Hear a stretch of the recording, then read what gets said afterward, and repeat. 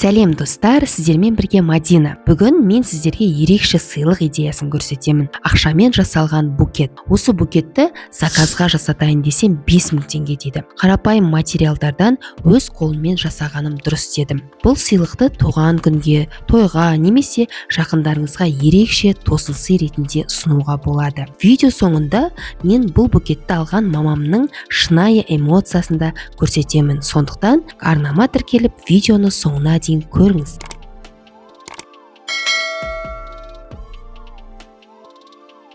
Алдымен купюраны аламыз да оны гүл пішінінде бүктейміз. Мен осылай екі жағынан қайырып дедім. Сол кезде гүл жапырақтары сияқты көрінеді. Осылай арасына ауа кіргізіп қатты қыспаймыз. Сол кезде әдемі көрінеді, пышный болып. Арасына енді шпажканы тығамыз. Шпажканың үшкір жерін осы оазиске тығамыз. Сол үшін оның үшкір емес жерін купюрамен бекітіп, арасын скрепкамен тағы да бекітетін боламыз. Скрепканы бекітеміз. Осылай тек қана купюраға бекітсеңіздер, ол арық болып көрінеді. Ал шпажканың түбіне осылай керісінше томпақ жағынан бастап бекітетін болсаңыздар, гүліңіз кішкене пышный әдемі болып көрінеді.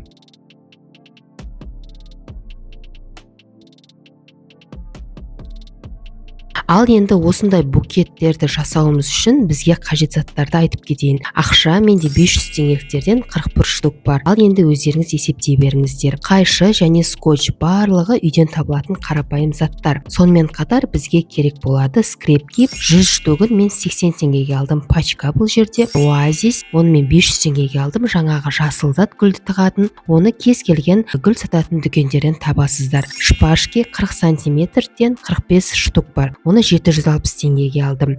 3 қағаз гүл орауға өзіңіз қалаған түсте алсаңыз болады. Мен 200 теңгеден общий 600 теңгеге алдым. Сонда менде болған жалпы шығын 2070 теңге. Ал енді ойлай беріңіз, 5000 теңгеге біреуге тапсырысқа жасатқаннан гөрі 2070 теңге шығынмен өзіңіздің махаббатыңызды қосып, жақындарыңызға осындай керемет тосын сый жасағандарыңыз дұрыс.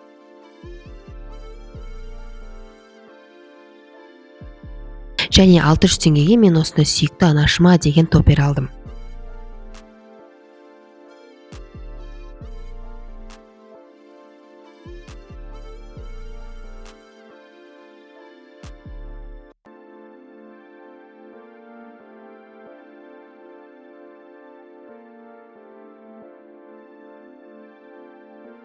Мінекей болдық, енді біз букетімізді жинайтын боламыз. Бізге осы жаңағы оазис, осы жасыл заттың үстіне гүлдерімізді шпажкасымен бірге орналастыратын боламыз. Жаңағы үшкір жерін шпажканың оазиске қарап бекітеміз. Қыздар, ең антистресс алатын жер осы жер. Мына оазиске шпажканың кірген дауысы гірт деп өте керемет бар ғой. Осылай негізі букетті жинағаннан кейін ары қарай фантазияңызға байланысты. Лентамен гүл жасап арасына қосуларыңызға да болады, живой гүлді қосуларыңызға болады. Сонымен қатар әртүрлі купюрамен жасасаңыздар, доллар немесе көбірек 1000 теңге, 2000, 5000, 10000 теңгеліктермен жасасаңыздар, өте әдемі көрінеді букеттеріңіз.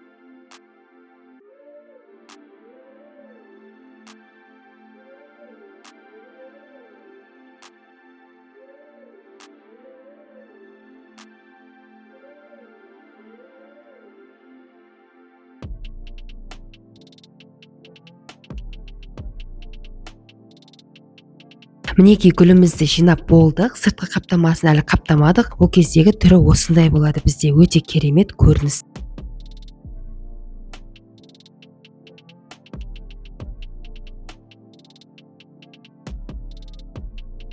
Ал енді сыртқы қаптамасына келетін болсақ, менде осылай 1 метрлік қағазды 4-ке бөліп, таш қылып, скрепканың жәрдемімен бекітіп шықтым.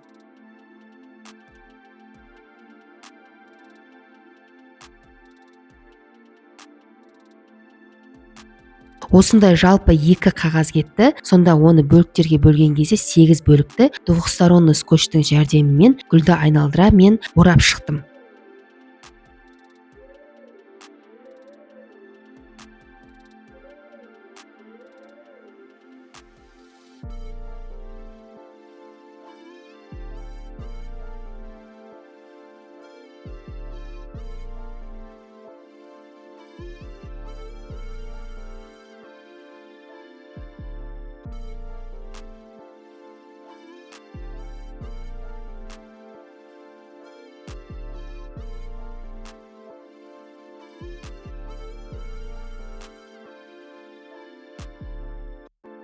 осындай астына да бір қағазды айналдыра байлап шықтым.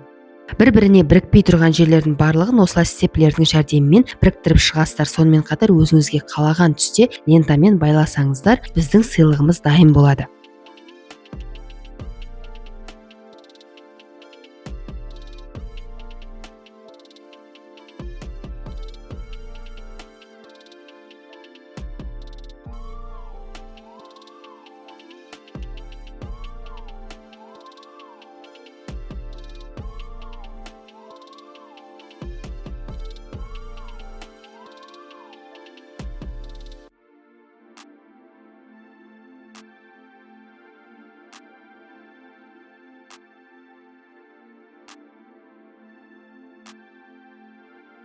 Қараңызшы, қандай әдемі шықты. Букет кәдімгі гүл сияқты көрінеді, бірақ ішінде ақша. Бұл гүл мамама өте қатты ұнады. Жақындарымызға мақтанышпен көрсетті. Мұндай сыйлықты алатын адам таң қалмай қоймайды. Бұл тек материалдық емес, ең бастысы өз қолыңызбен жасалған, жүректен шыққан сыйлық. Міне достар, осылай қарапайым заттармен ерекше әсер қалдыратын сыйлық жасауға болады. Егер видео ұнаса, лайк басып, арнаға жазылуды ұмытпаңыз. Комментария қалдырыңыз, осындай букетті кімге сыйлар едіңіз? Келесі видеода тағы да ерекше идея көрсетемін.